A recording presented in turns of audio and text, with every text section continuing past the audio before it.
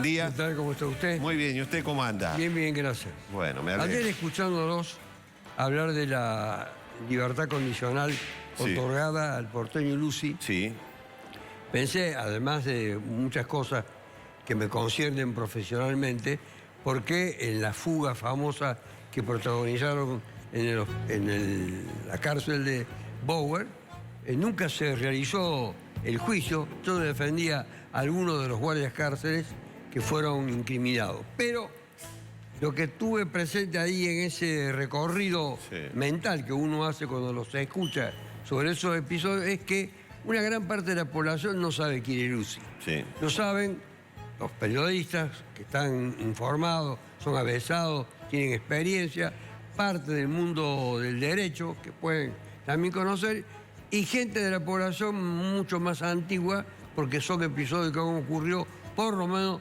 2 décadas atrás.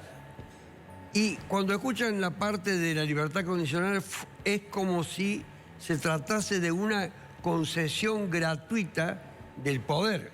Es decir, que es una gran hazaña haber conquistado que esta persona vuelva a la calle, con una serie de restricciones y condicionamientos para su desenvolvimiento, a menos de tener que trabajar, constituir un domicilio de que no tiene que desaparecer y, por cierto, no tener actividad delictiva alguna. Prácticamente durante 100 años, desde el siglo XX, año 1921, artículo 13 del Código Penal, existe la libertad condicional a las personas que hayan cumplido las 2/3 partes de su condena, y se le imponía solamente 2 condiciones: haber observado escrupulosamente reglamento carcelario, haber tenido en definitiva buena conducta y poder establecer que al salir se iba a encontrar en un lugar que era fácilmente localizable, primero, y tener una actividad laboral para poder reinsertarse si es que eso era posible. Luego, la proliferación de la delincuencia llevó a una serie de restricciones cada vez mayores y crearon hasta tribunales que se llaman de ejecución penal, amén de otras exigencias como son pericias psicológicas, etcétera, por los cuales muchas personas que están condenadas y han cumplido con las condiciones y requisitos que establece la ley, no obtienen su libertad condicional y lo van pedaleando, y en un momento determinado llegan a cumplir la totalidad de la pena. Todo esto me hizo recordar un caso que no es estrictamente, y se lo voy a contar porque es novelesco realmente, y real, absolutamente real. Un hombre nació en el año 1950, a los 24 años de edad, mata a una prostituta. Esto es en Austria. En Austria. Mata a una prostituta. Tenía él una fijación con las prostitutas porque su madre lo había sido y tenía en consecuencia un odio marcado hacia las prostitutas. Mata a una prostituta alemana. Lo condenan a la pena de prisión, lo detienen, lo condenan lo voy a hacer rápido, lo condenan a la pena de prisión perpetua. Era analfabeto, no sabía leer ni escribir. En el transcurso de 15 años aprendió a leer y escribir, y empezó a escribir novelas, libros con ilustraciones también para fomentar la proclividad de la gente para tener compasión, piedad, etcétera, hacia los niños. Una serie de atributos extraordinarios que llevaron a que un grupo de intelectuales, entre los cuales se iba a encontrar una futura premio Nobel de literatura, intelectuales, artistas, políticos, personas representativas de una sociedad muy severa que acababa de salir hacía muy pocos años de la Segunda Guerra Mundial, propiciaran la conmutación de la pena, es decir, que se la dejara sin efecto, porque ese hombre condenado a prisión perpetua iba a estar el resto de su vida en la cárcel. Cuando cumplió los 15 años, lo pusieron en libertad. Le conmutaron la pena. Ya era un escritor notable. Salió, comenzó a dar conferencias, etcétera. Empezó a viajar por muchísimos lugares del mundo donde lo invitaban, todas vinculadas a su tarea. Escribió un libro extraordinario que se llama El camino a la cárcel, Purgatorio, el camino a la cárcel. Se vestía de una manera impecable. Era un verdadero dandy, un tipo reconocido, celebrado en todos los salones literarios y sociales de Europa, de los Estados Unidos.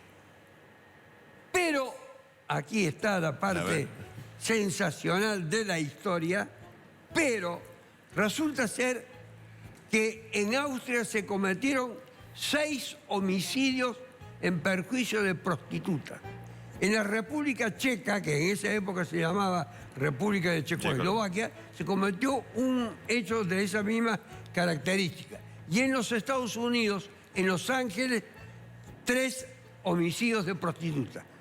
Y resulta ser que este hombre había estado dando conferencias en cada uno de esos lugares.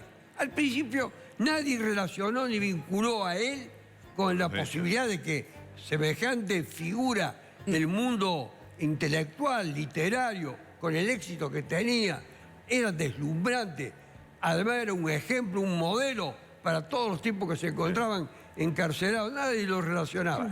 En los Estados Unidos, un policía muy perspicaz dijo: voy a reconocer la historia, reconocer y recorrer la historia de este hombre.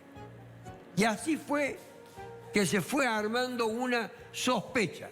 Enterado él de que sospechaban que él podía estar vinculado, podía defender, huyó de los Estados Unidos a Canadá. Ya tenía una novia joven. Y en Canadá decide regresar a los Estados Unidos, porque no le gustaba Canadá. Y cuando regresa a los Estados Unidos, lo sorprende, lo detiene, tiene una orden de captura internacional y Estados Unidos lo entrega a Austria. Porque es allí donde lo estaban requiriendo, además de la República Checa y de los propios Estados Unidos, por 6 hechos de homicidio. Finalmente lo encontraron culpable de los 6 hechos de homicidio ocurridos, todas prostitutas, ocurridos en Austria.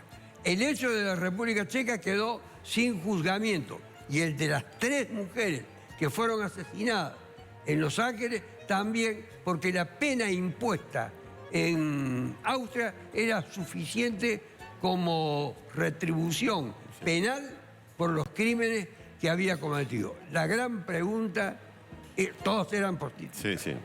La gran pregunta es esta.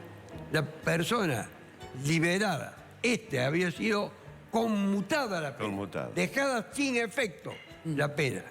¿Qué garantía realmente ofrece de haberse reinsertado a la sociedad? Así lo llaman, a la sociedad. ¿Qué garantías existen para conocer el mundo interior de un individuo? ¿El Instituto de la Libertad Condicional permite conocerlo o no? 0. Posibilidades 0. Qué bárbaro, ¿no? Esto es absolutamente veraz. Lo que pasa es que en el mundo jurídico no lo tratan porque no lo conocen. Esto lo conocen solamente en círculos literarios. Y no lo enseñan en la facultad de nadie. Nadie sabe nada. Es el mundo inquietante de la mente que puede llevar a una persona, más allá de todos los compromisos, más allá de haberse convertido en lo que se haya convertido, más allá de las promesas que haya formulado, de que va a trabajar, etcétera, que va a constituir una familia, que va a vivir con su compañera, que va a amar a su madre, todo eso. Miren este hombre, por la perspicacia de un investigador curioso de los Estados Unidos, dijo: este tipo había estado cerca del último de los hechos que habían ocurrido en Los Ángeles. Cuando él se anotició, prueba inequívoca de que lo era, huyó hacia Canadá. Y el llamado patronato de liberados, ¿qué función cumple en esta...? Ninguna. ¿Ninguna? No existe. El patronato del liberado tiene una función.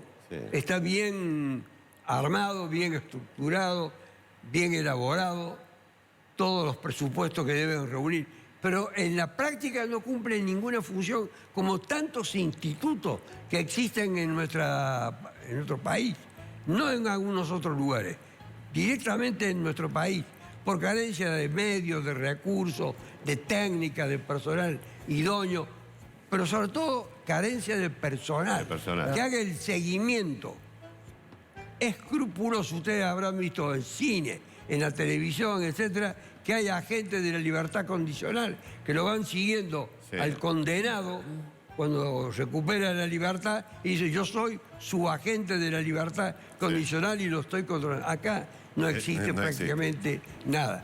Apenas si hay algunos 20.000 policías que tampoco alcanzan para resolver los problemas de la inseguridad que existen, entre otros lugares, en Córdoba y en el país. Lagarto, ¿puede ser una preguntita técnica?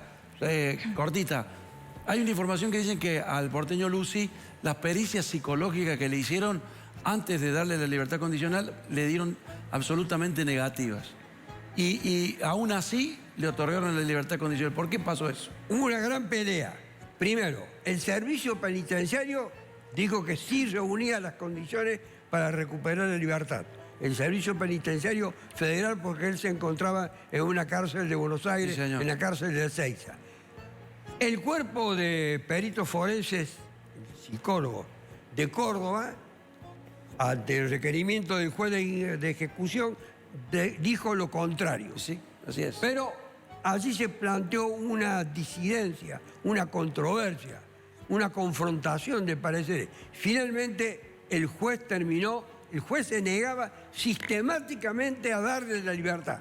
Finalmente la gran presión que ejercieron con toda sagacidad y con toda voluntad los defensores, Ricardo Moreno y Del Bianco, que es su yerno, consiguieron que el juez dijera definitivamente: lo pongo en libertad y no sigo más en la causa porque acabo de putearme con los defensores. Esa es la historia secreta. La otra, la que no se conoce, la que no se transmite, la que no se difunde. Gracias, doctor. Bueno, gracias a ustedes. Gracias.